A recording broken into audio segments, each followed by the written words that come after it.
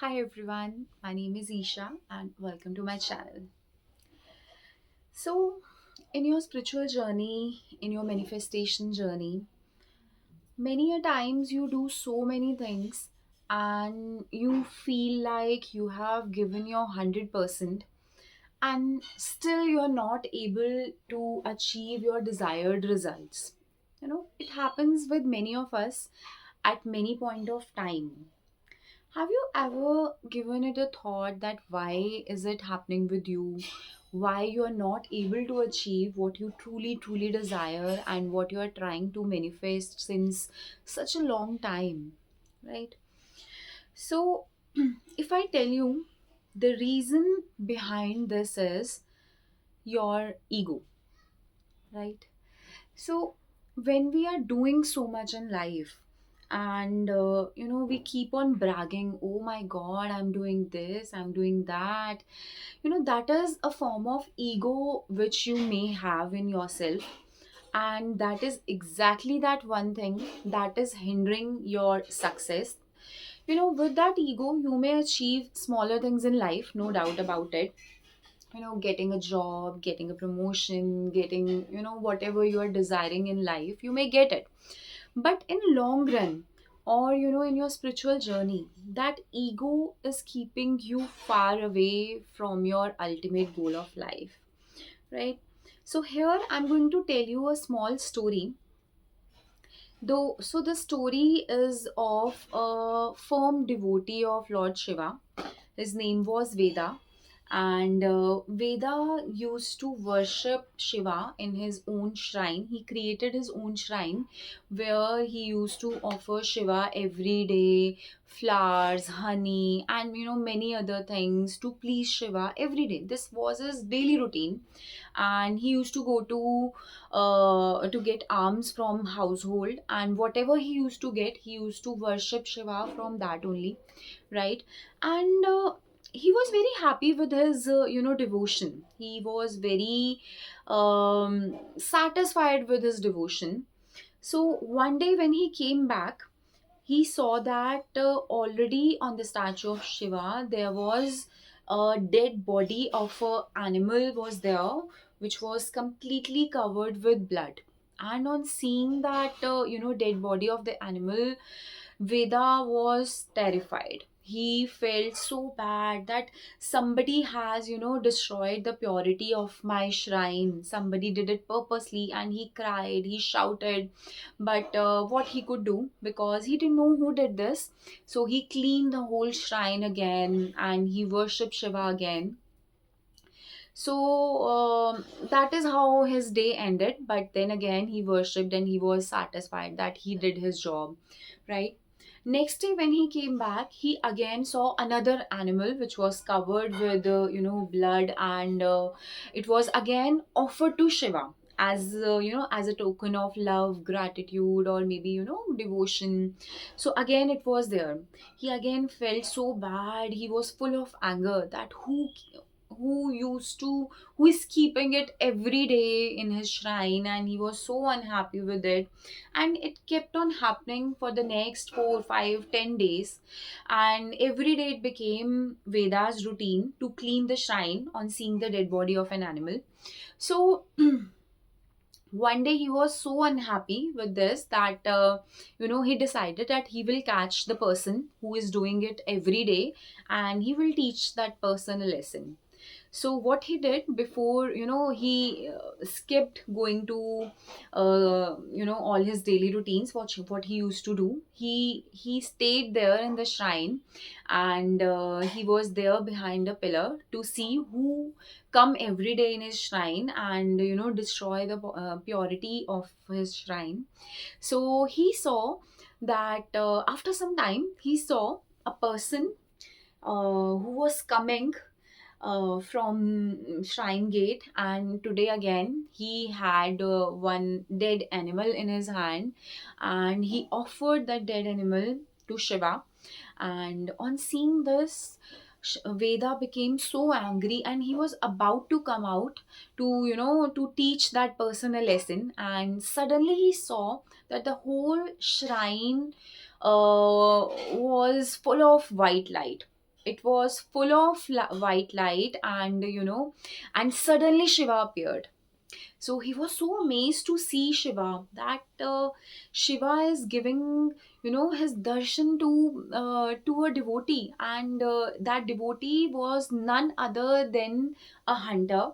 And according to Veda, he's a low caste creature, right? And Shiva said to Bhila, the name of the hunter was Bhila.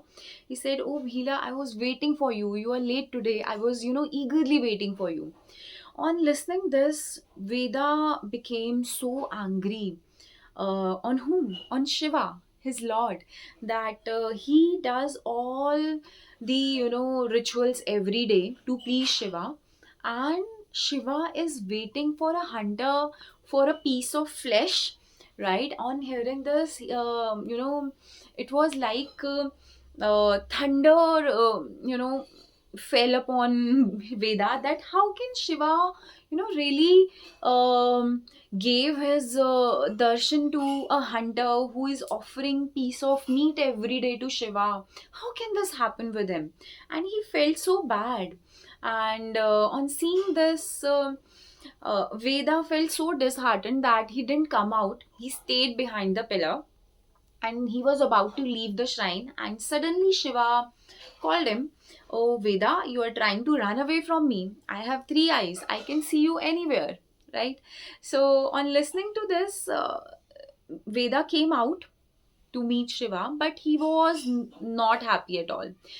On seeing his lord after so much of devotion, there was not even a single sign of delight, happiness, faith, anything. Nothing was there. He was just angry. He was angry on his lord only, right? So he said, "Okay, Shiva asked him that, why are you angry?"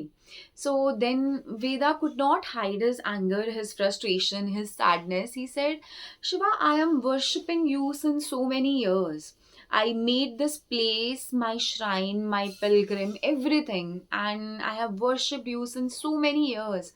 And you have never waited for me, but you have waited for this low creature, this hunter who is offering you flesh every day. You are waiting for him."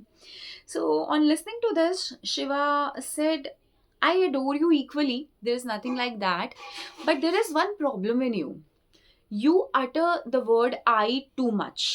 There is so much I in you. There is so much ego in you that you do not, think about anybody else, and you consider anybody else's devotion as, a very, inferior kind of thing. So, but Veda could not understand this. So Shiva said, "No problem. If you have not understood what I'm trying to tell you, come tomorrow, right? You will get your answers." Veda said, "Okay, I'll come tomorrow again." So next day again, Veda was waiting behind the pillar. He was hiding himself, and he saw few blood drops on the statue of Shiva, right? On seeing that, Veda moved forward to clean the statue, but suddenly he saw Bila was coming in, and Bila saw that, those drops of blood on Shiva's statue, and on seeing this, he became so sad that he felt that he was not careful enough while offering that meat to Shiva, that he spilled few drops of blood on the statue, and he was full of remorse. And suddenly he brought out his arrow and tried to cut his arms, right, to, as a token of forgiveness, that he was praying for forgiveness from Shiva. And the moment he was about to cut his arm, Veda came out and he saw that there was a cut. He tried to heal, Bhila. And in that moment, Veda understood that devotion is all about surrendering yourself. The way Bhila surrendered himself to Shiva, he did not think about his own life. He did not think about, losing his arm for 1 second, but he surrendered himself completely to Shiva. On seeing those drops of blood on the statue, he did not think that it can be done by anybody else. He took the blame. That was the purity of his, devotion. So this is the kind of devotion we all need when we worship, when we pray, when we try to manifest something. You must have that attitude that you surrender everything to that supreme power, even if something does not go the way you want it, right? At that moment also, you must have that kind of faith in yourself that this is happening for a reason, and I must try to have that, calm, that faith in myself that this is happening for a reason. And of course, this situation is going to teach me something. When I learn my lesson, I will move forward. For that, the only thing required is the death of your ego. Your ego should die. If you want to merge yourself with the supreme power, the first and foremost thing you need is death of your ego. Remove that I from you, and then you will become we with the universal power. So today's tip for your perfect manifestation is remove I from yourself, remove your ego, and trust me, when you have that firm faith in universe, you can achieve anything in your life, right? So thank you so much everybody for listening to me, and if you like my videos, please like, share and subscribe. I'll see you soon again with few more concepts, with few more videos. Bye bye, take care.